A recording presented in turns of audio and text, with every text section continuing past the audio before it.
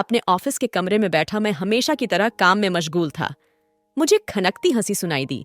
यह हंसी पहले तो इस ऑफिस में कभी भी नहीं सुनाई दी। आखिर किसकी हंसी है यह छनकते घुंघरुओं सी? मैं अपने आप को रोक नहीं पाया और केबिन खोलकर बाहर झांकने पर मजबूर हो ही गया। देखा तो केबिन के सामने एक डेस्क छोड़कर ही वह बैठी थी। हल्की भूरी बड़ी बड़ी आंखें, गोरा रंग, चेहरे पर बच्चों सा भोलापन। वह फोन पर किसी से बात कर रही थी। मुझे इस तरह देखता हुआ पाकर वह सहम गई। वह नई नई नियुक्त हुई थी। फिर किसी न किसी काम को लेकर बातें होती रही। एक दिन शाम को जाते जाते उसका स्कूटर खराब हो गया। मैं भी निकल ही रहा था। मैंने मदद करने की बहुत कोशिश की, पर स्कूटर चालू नहीं हुआ। मैंने उसे लिफ्ट का प्रस्ताव दिया और वह मान गई। मैं उसे लेकर उड़ चला। बस उस दिन के बाद से हमारी दोस्ती ने उड़ान भरना शुरू कर दी। मुलाकातें शुरू हुई और फिर प्यार का इजहार हुआ। 21 फरवरी 1994 का वह दिन आज मुझे याद है, जब हम दोनों ने पवित्र अग्नि के फेरे लिए।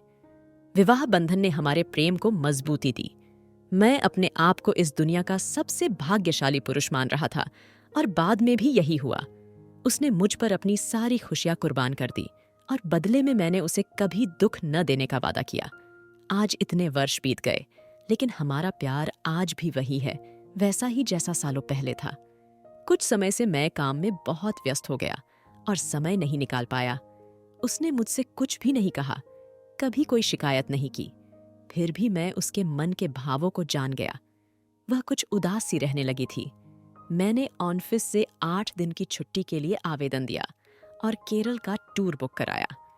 केरल की हरी भरी खूबसूरती उसे बेहद भाती है, यह मुझे पता था।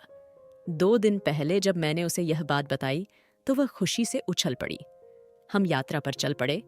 ट्रेन में खिड़की के पास बैठकर जब वह बाहर का नजारा देख रही थी तो मैं उसे देख रहा था।